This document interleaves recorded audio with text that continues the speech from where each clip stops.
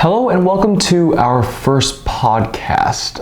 We don't know what this series will be called, but we're going to try to do these hopefully once a week so that we can keep content pushed out during these troubled times. During these podcasts, we'll be doing things like sharing new cars that are going to be coming out, questions that fans have sent in. We'll also be looking at interesting cars that are for sale right now. So with that, let's get started. First car that was announced recently was the 290 horsepower Hyundai Sonata N-Line. Hyundai Sonata, of course, is their mid-size sedan.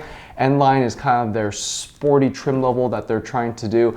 This is pretty neat though. So 290 horsepower in this 2.5 liter turbocharged engine, 311 pound-feet of torque. So this is going to compete with things like the Camry V6 along with the Accord 2-liter turbo.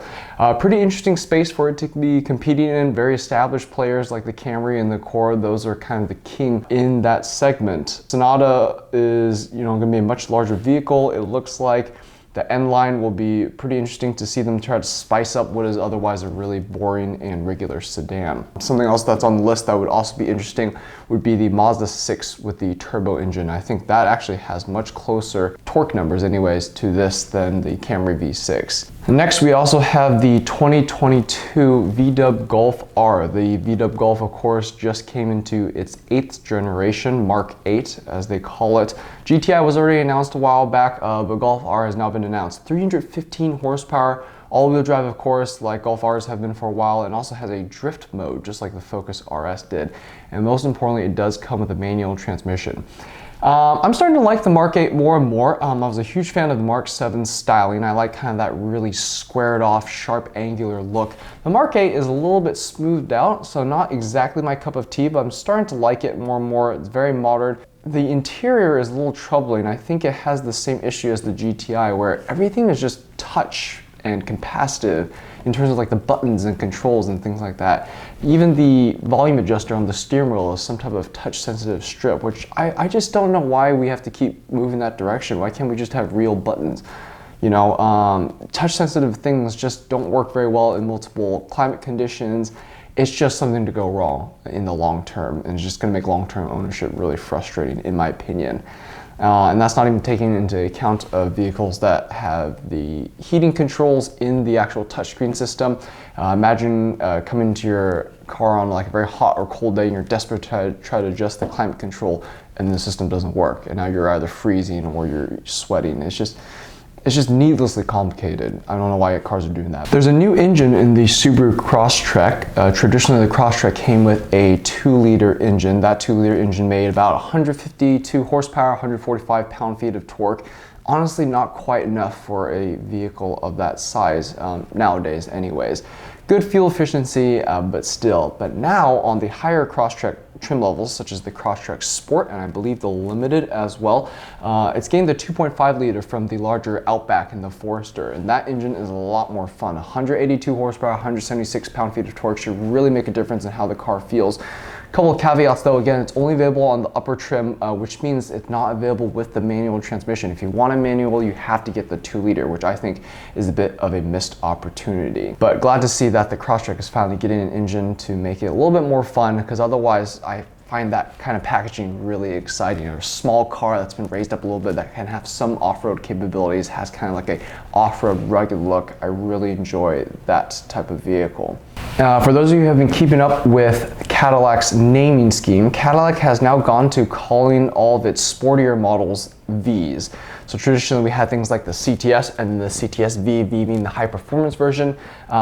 They've changed things up a little bit. First of all, the naming is a little bit different. I believe CT4 replaces the old ATS and CT5 replaces the old CTS. From my understanding, again, the naming and the size changes of the vehicles have made it a little bit confusing over the years. Here's some exciting news though. The CT4 and CT5V will come with magnesium wheels, which is a very exotic material to use for wheels. Of course, magnesium should allow it to be lighter while also maintaining the strength that a wheel requires. Here's the thing though, when I say CT4V or CT5V, keep in mind that is not the high performance version necessarily. Cadillac has gone to calling their cars V for anything that's more like V Sport or V Line, kind of like BMW's M Sport or Mercedes AMG Line or Audi's S Line. It's not a real V. The real Vs are called Blackwings. So it would be called CT5V Blackwing, which is needlessly complicated. But anyways, yeah, magnesium wheels will be coming on the higher V versions, so the true V versions of those cars, aka called Blackwings.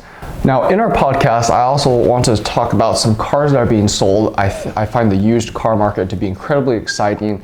And interesting to see what cars that I dreamed of when I was a kid, back in the early 2000s, cars that I thought were super high-end or super interesting. It's interesting to see those cars become more valuable at this point in time, and interesting to see how the market is changing for that. A classic, on carsandbids.com, they have a 2003 BMW M3 Coupe, which is very exciting. 2-owner vehicle, 6-speed manual, records from new, immaculate condition, very clean. And I was wondering why, with less than 24 hours left, the highest bid was at $6,900, because these are usually going for high 10s, low 20s, even higher than that if it's a lower mileage manual vehicle with great service records. The reason being is because this one has 278,000 miles on it, and you would never be able to tell. It looks really clean inside. It looks like a much lower mileage vehicle. And high mileage vehicles generally are interesting, but I think this is kind of getting to the point where it's so high mileage, I'm curious to see how much higher it can go. Will it be able to hit 500,000 miles? Will it be able to hit 1,000,000 miles? So that would be interesting to see. So that's a vehicle that caught my attention this week. Next on carsandbids.com, we have a 2012 Chevrolet Capri police pursuit vehicle. Now, of course, the Chevrolet Capri for this generation was based on the GM Zeta platform, which underpins the Chevy SS and also the Pontiac G8 as well, both cars that are now discontinued. They're, of course, built on the Holden platform from Australia. All those cars are discontinued because GM has since shut down the Holden division down in Australia. The Chevrolet Capri was quite interesting though, because in America, this car was only ever sold as a police car. There was no civilian version of it, even though there were civilian models such as the Pontiac G8 and the Chevy SS, like I mentioned. But as the Chevrolet Capri, with its distinct styling as the Capri, it was only available as a police model. So I guess we're at that age now where these cars are being decommissioned and that civilians are starting to own it. This one, of course, has the V8. Some of these did come with a V6. So if you're interested in this type of vehicle, you like owning ex-police vehicles, keep an eye out for that, because some of these cars, some of these Capris were sold with the V6, and that is not as exciting. Definitely try to find one with the V8. This one looks pretty clean though. Last thing that caught my eye was the 1988 Porsche 928. Now, of course, all these cars that we're mentioning by the time you see this video probably have already sold, hopefully. So we'll be interested to see what they actually sell for. So keep in mind of that when you're looking at the links for these vehicles. Now, 1988 Porsche 928 S4. Now, the 928 was originally designed to be a 911 replacement. This was going to be Porsche's flagship car with all their latest technology. It's one of the first cars that had rear wheel steering, a bunch of high-end features for the late 80s, early 90s. This was a really high-tech car for that era. A little bit softer than the 911, so that's why I didn't really quite catch on in that regards. But it was very comfortable. It was designed to be kind of like a grand touring type of vehicle. And this one's been very well kept, 117,000 miles on it. 2 days left to go at the time of this filming, no reserve. But yeah, just a really unique vehicle, has really interesting pop-up headlights. It's kind of like the forgotten Porsche. Right now, I think everyone's into older 911s, but some people are forgetting about the 928, which was very unique in its own regard. So that's pretty cool. Now, something I hope to do every single video, which may not be possible, but we'll see, is kind of share messages, emails that have been sent to us in terms of questions about cars, thoughts on the automotive industry, things like that. And recently we got an email from one of our viewers who is looking to purchase a new vehicle. So let's take a look here. He is turning 50 and thought he should get himself a nice car, which is fair enough. Looking to be able to feel the thrill of going fast from 0 to 60 and have good passing power at highway speeds. They're looking for a used vehicle, or possibly buy in use, a vehicle that's $50,000 or less. Some of the requirements are something with a luxury feel, 0 to 60 in under 6 seconds. That should be pretty easy. Most cars can do that nowadays. Restrained body roll, all-wheel drive is preferred, but okay with two-wheel drive.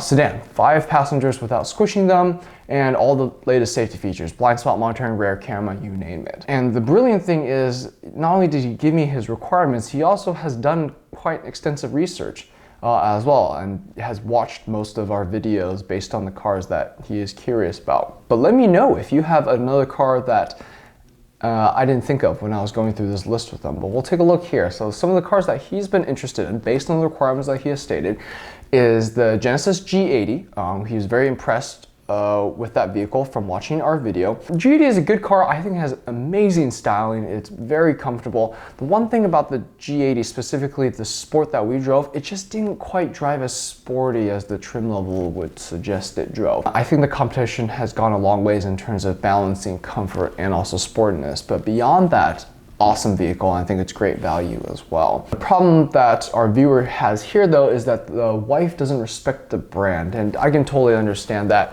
to a degree.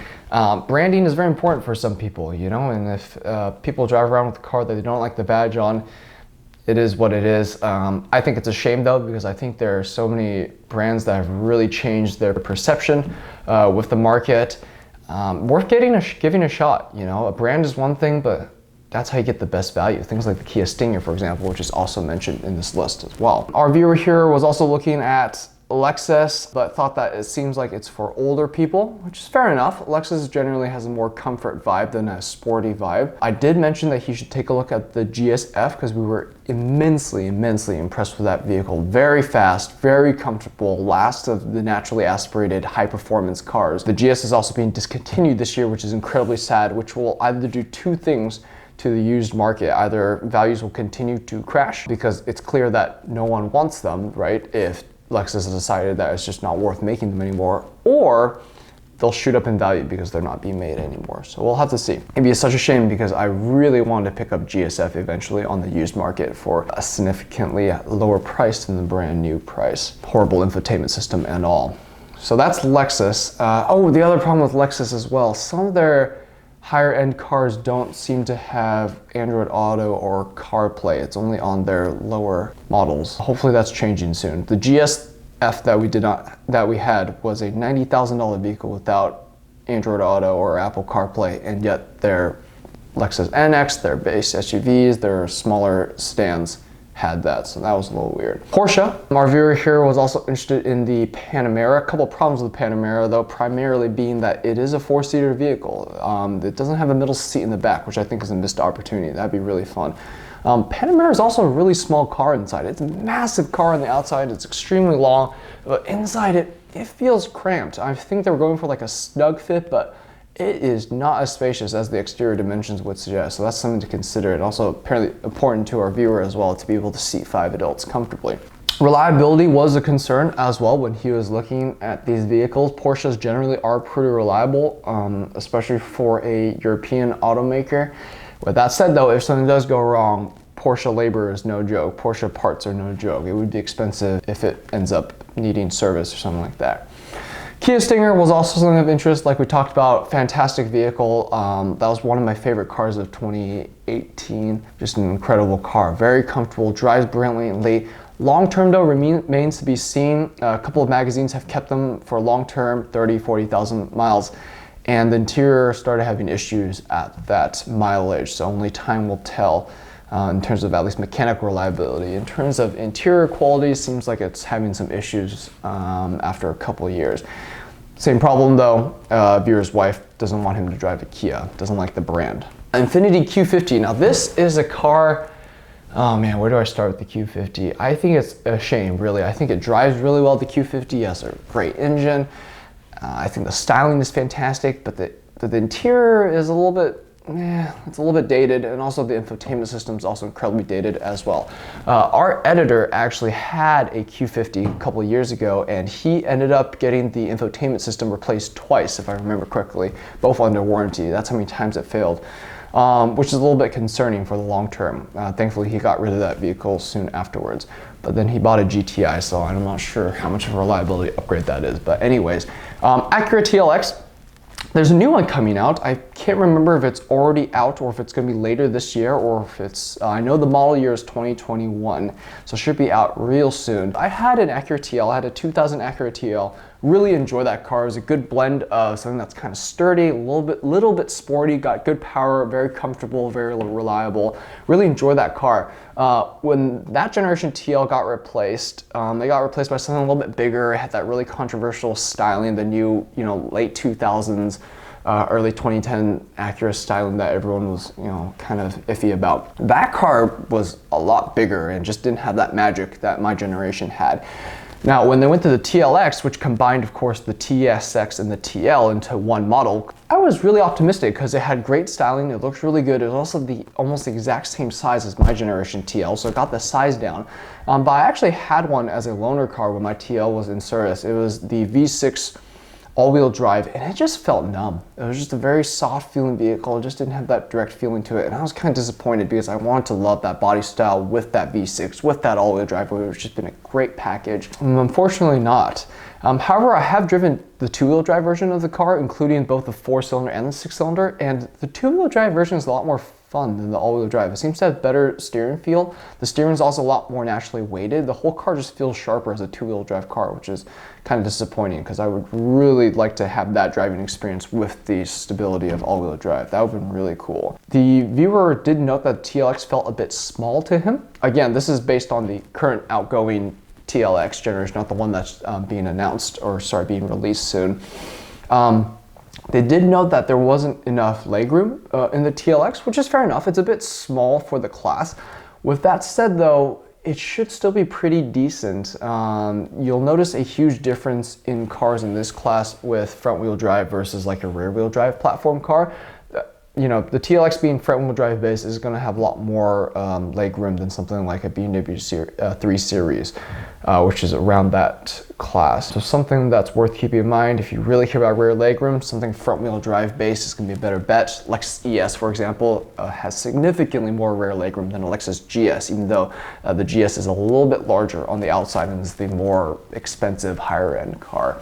So that's always interesting. Cadillac CT5, like we mentioned a little earlier, something that was of interest. Looks like the price range of a brand new one, a little bit above their budget. CT5V is $60,000, he says. Sounds about right. I don't know if one of you guys know this, but those new Cadillacs drive really well. Most of them are based on the Alpha platform. New Chevy Camaro is also based on this platform. And it is just a great chassis. It's got great structural rigidity to it. There's no flex under cornering. It has great steering stability as well. Steering feels great through those cars. It is a really good driving car. I really enjoy any car that's based on that chassis. The only thing is still the interiors have gotten a lot nicer on these cars. Especially on the Cadillacs. I think the materials are getting really good, but I think just something about the design is just not my taste. I'm more used to something more European or Japanese or even Korean, but just something about the aesthetics and design of these American cars is just not quite my cup of tea, even if their fit and finish is getting a lot better. Mustang Camaro's in here. Not quite the car that they're looking for though, unfortunately, because they do need to be able to sit 5 people comfortably. I did make my notes that the Mustang's overall a more attractive looking car, better visibility as well, because the Camaro has massive blind spots with those really narrow windows that feel like you're in a bunker in the middle of war. But I did note, like I said about the Cadillac, the Camaro drives a lot better than the Mustangs do. Pretty neat list though. I'm curious to what this viewer is going to eventually go with and end up buying as their secondary car. He wanted something a little bit fun for his midlife crisis. But they already have a Nissan Armada, so maybe he doesn't need something as practical as he thinks, considering he has a family vehicle already. If it's going to be a second car, get something that you actually like, type of thing. So that's really cool. Really neat to see people asking us questions and kind of getting a conversation going about what vehicle would fit best with them. That's going to be it for now. Let us know if there's any type of additional content that you want us to talk about, take a look at, anything you want to add, anything you want to remove. Get a conversation going in the comments as well. Let us know. Let us know what you want us to call this segment as well, and we can make adjustments to that. But for now, if you enjoyed what you see, if you're excited for new content that will be coming with new cars that will be filmed. We'll get started on that as soon as we can responsibly without contributing to the increasing numbers of the pandemic. So go ahead and get subscribed, hit the bell to be notified when a new video drops. We'll try to do these more regularly so that you can see more content from us, even if it's just regular stuff like talking about cars, because we're all car enthusiasts and we got to get our car fix in. Hope you have a good week. Take care.